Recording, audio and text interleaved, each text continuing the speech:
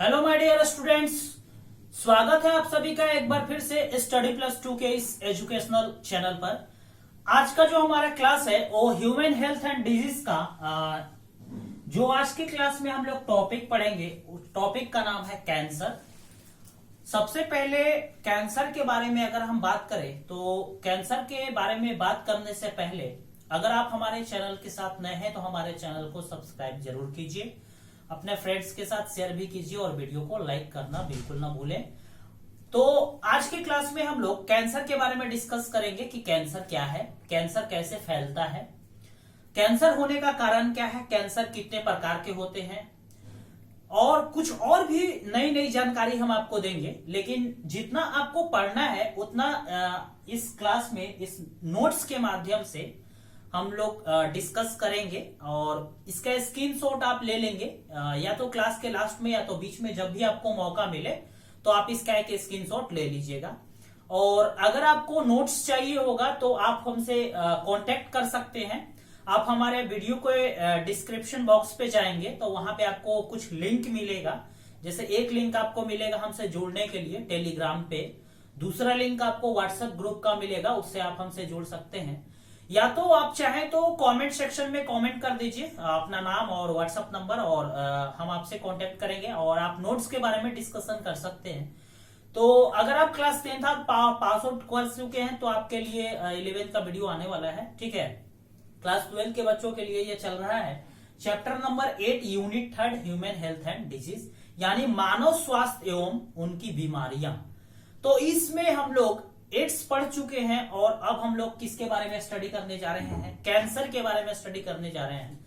तो कैंसर के बारे में हम लोग कुछ ओवरव्यू ले लेते हैं कि कैंसर क्या है, कैंसर कैसे फैलता है, इसका ट्रीटमेंट प्रोटोकॉल क्या है, डायग्नोसिस क्या है, ये सारे चीज के बारे में हम लोग एक स्टोरी के रूप में जान लेते हैं। तो अगर हम कैंसर की बात करें तो सबसे पहला पॉइंट आपके माइंड में ये रखना है आपको कि कैंसर जो है वो इन्फेक्शियस डिजीज नहीं है, यानी एक पर्सन से दूसरे पर्सन में नहीं फैलता है। ये आपके बॉडी के अंदर ही कुछ ऐसे म्यूटेशन चेंजेस वगैरह होते हैं, आपके बॉडी में अनकंट्रोल्ड ग्रोथ ऑफ सेल हो जाता है, होने लगता है जब। चाहे कैंसर बहुत से प्रकार का होता है, जैसे पल्मोनरी कैंसर हो गया, अगर कैंसर आपके लंग्स में हो रहा है तो पल्मोनरी कैंसर, अगर ब्लड का कैंसर है तो ब्लड कैंसर, अगर ब्रेस्ट का कैंसर है तो ब्रेस्ट कैंसर, अगर यूटेरस का कैंसर है तो यूटेराइन कैंसर, सर्विक्स का कैंसर है तो सर्विक्स कैंसर, माउथ का कैंसर है तो माउथ कैंसर। तो कैंसर बहुत प्रकार का होता है, ठीक है। तो जिस ऑर्गन को जाकर के इफेक्ट किया उसका वो कैंसर हो गया। तो यही कैंसर जो होता है उसमें ग्रोथ जो सेल का होता है तो वो अनकंट्रोल्ड हो जाता है, यानी जिसका कोई सीमा ही नहीं है, मतलब लगातार बढ़ते रहना, मोर एंड मोर म्यूटेशन होने लगता है। तो यहाँ पे हमने आपको बताया है कि अनकंट्रोल्ड ग्रोथ ऑफ सेल जो कि एक ग्रुप या तो एक मास ऑफ सेल बना लेता है और वो ट्यूमर के रूप में दिखता है, तो डेट इज द कैंसर। यानी इनिशियल स्टेज अगर हम कैंसर की बात करें तो ट्यूमर को आप कह सकते हैं कि tumour is the initial stage of cancer. तो ये कैंसर के बारे में हमने डिस्कस किया। आफ्टर डेट हम इसके अब कॉजेस के बारे में डिस्कस कर लेते हैं कि कैंसर कैसे होता है। तो अगर हम कैंसर के कॉजेस की बात करें तो कैंसर मुख्यतः 3 प्रकार से हो सकता है। कोई जाहिर सी बात है एजेंट के द्वारा होगा, जैसे physical agent, chemical agent, biological agent. तो फिजिकल एजेंट में जैसे एक्सरे वगैरह मान लीजिए, अगर कोई एक्सरे रेज के अंदर कोई आ रहा है तो उसको स्किन कैंसर हो सकता है, और आपको गामा रे हो गया, ठीक है। और नेक्स्ट अगर हम बात करें तो और भी कुछ चीजें हैं, जैसे मान लीजिए कि जो टावर वगैरह होता है, आप देख सकते हैं आपके आसपास जो टावर्स हैं उससे जो रेडिएशन निकलता है डेट इज द रेडिएशनल वे से, यूवी जो अल्ट्रावायलेट जो रेज होता है उससे भी कैंसर हो सकता है, ठीक है।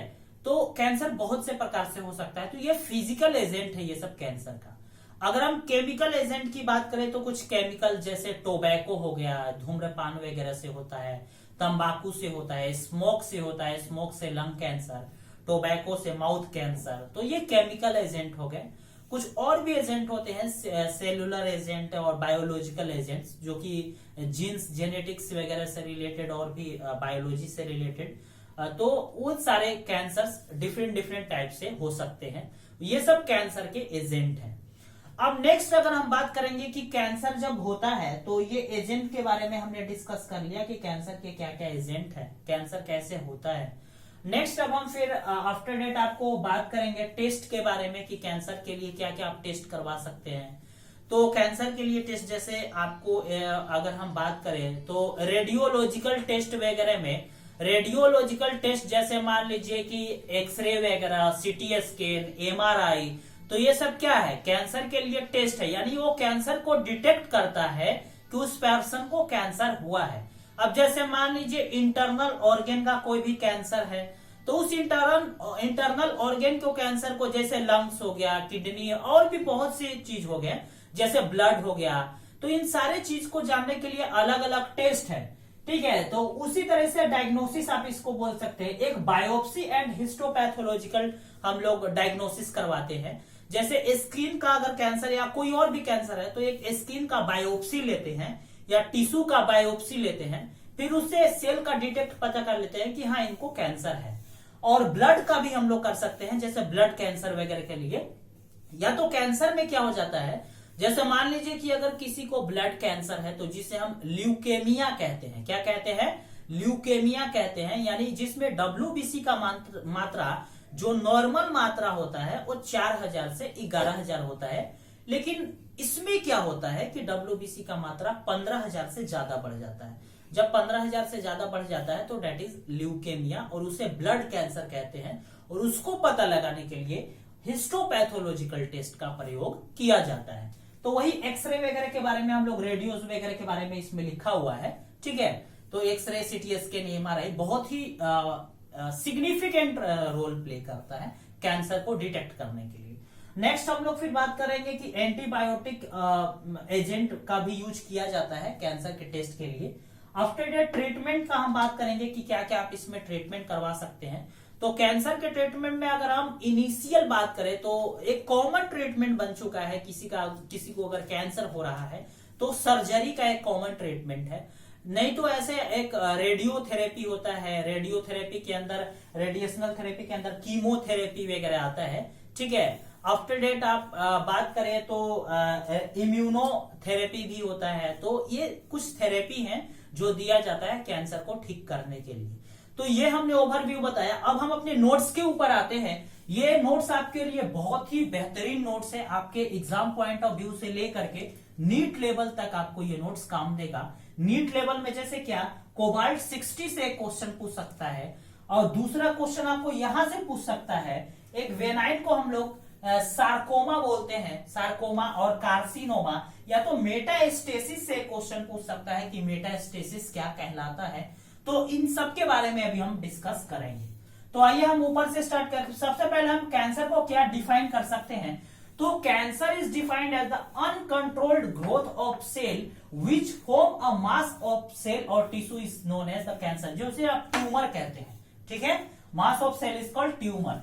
अब ट्यूमर दो प्रकार के होते हैं। एक होता है वेनाइन ट्यूमर, जिसे आप सार्कोमा के नाम से जानते हैं। जैसे मान लीजिए अगर कोई भी वेनाइन ट्यूमर या कैंसर है तो इनिशियल स्टेज है तो उसको आप सार्कोमा कह सकते हैं, जैसे पल्मोनरी सार्कोमा। लेकिन अगर मैलिग्नेंट हो गया तो आप इसे कार्सिनोमा कहेंगे, जैसे पल्मोनरी कार्सिनोमा, यानी वो मैलिग्नेंट हो गया, वेनाइन से मैलिग्नेंट में चेंज हो गया। देखिए वेनाइन क्या होता है कि वेनाइन फैलता नहीं है, लेकिन मेटास्टेसिस के दौरान मैलिग्नेंट फैलता है।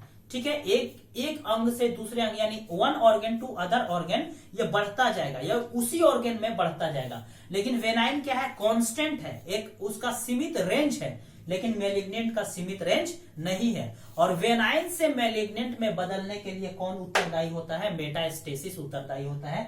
यानी ये मेटास्टेसिस क्या है, इसके बारे में अभी हम डिस्कस कर रहे हैं। तो अगर हम मेटास्टेसिस की बात करें तो मेटास्टेसिस एक ऐसा प्रोसेस है जो कि जिसके अंतर्गत ब्लड के माध्यम से एक जगह से दूसरे जगह अगर कोई भी कैंसर का ग्रोथ होता है तो डेट इज द मेटास्टेसिस। जैसे वेनाइन से मैलिग्नेंट में चेंज होना किसके द्वारा, मेटास्टेसिस के द्वारा संभव होता है। तो मेटास्टेसिस आप याद रखेंगे। आफ्टर डेट हम कॉजेस की बात आपको बता दिए कि क्या क्या कैसे कॉजेस होगा।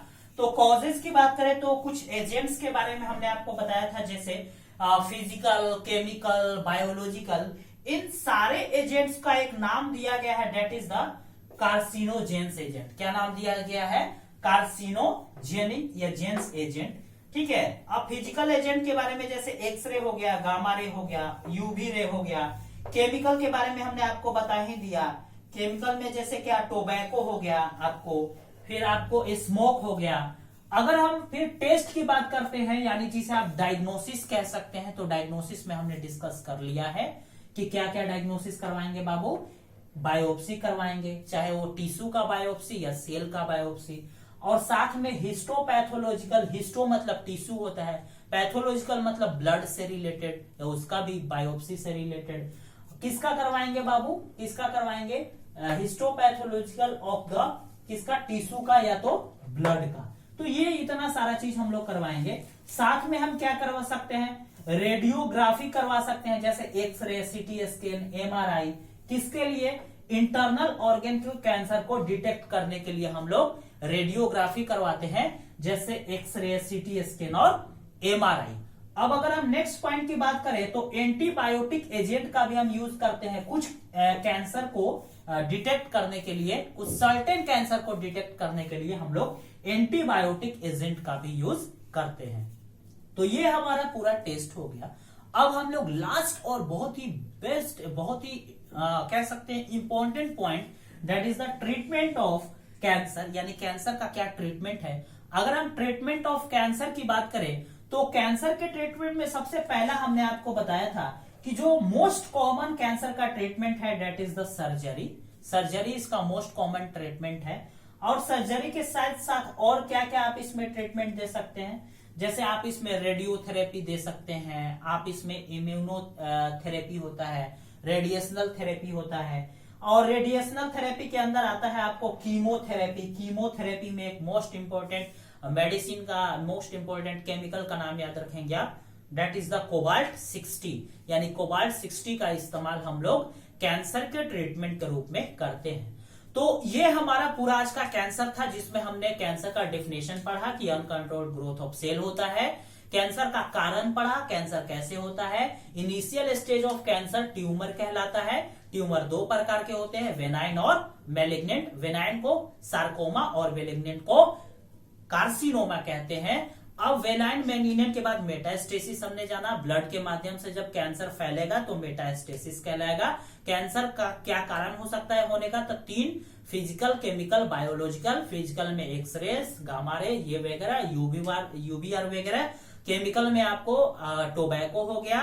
टोबैको के बाद आपको और भी बहुत सी चीज आते हैं केमिकल में, स्मोक हो गया, और भी बहुत सी चीजें केमिकल्स वगैरह आती हैं। बायोलॉजिकल में जैसे मान लीजिए अल्फा सर्टेन कुछ है बायोलॉजिकल, जो कि म्यूटेशन के कारण होता है। आफ्टर डेट हम बात करें तो नेक्स्ट टॉपिक जो हमारा नेक्स्ट पॉइंट जो हमने आपको बताया, टेस्ट से संबंधित हमने आपको बताया कि क्या क्या टेस्ट करवाएंगे। फिर ट्रीटमेंट हमने आपको बताया, ट्रीटमेंट क्या होगा। तो आज के लिए हम यहीं पे रहने देते हैं। नेक्स्ट क्लास में नेक्स्ट टॉपिक के साथ हम आपसे मिलेंगे। तब तक के लिए thank you and have a nice day. Love you all.